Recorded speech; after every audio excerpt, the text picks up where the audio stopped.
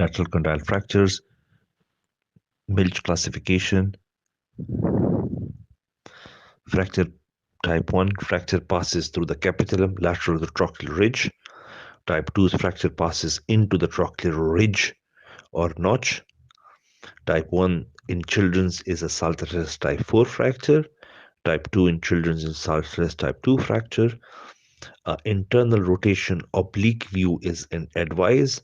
Sometimes arthrogram is advised to showing the displacement. Song et al. Classification.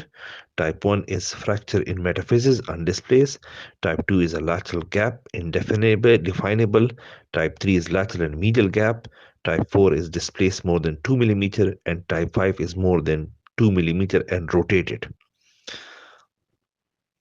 In children's, reduction with 2 divergent K wires, slow to heal, keep till 6 to 8 weeks, and bury the K wires. Difficult reduction due to muscles forces, ORIF with compression screws for displaced fractures. More than 2 mm is increased risk of non-union. The approach is Cocker approach. For intra-articular fracture, confirm joint reduction anteriorly with the arthrogram.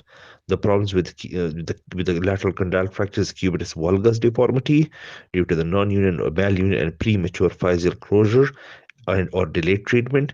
Consider osteotomy if deformity gives functional problems.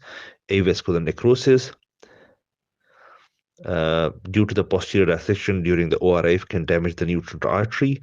The ulnar palsy means slowly developing ulnar nerve injury caused by the stretching due to cubitus valgus, occur on average 22 years after the injury.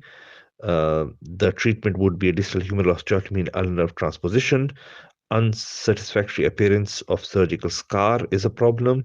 A lateral spur may develop if you do osteotomy, but does not affect range of motion.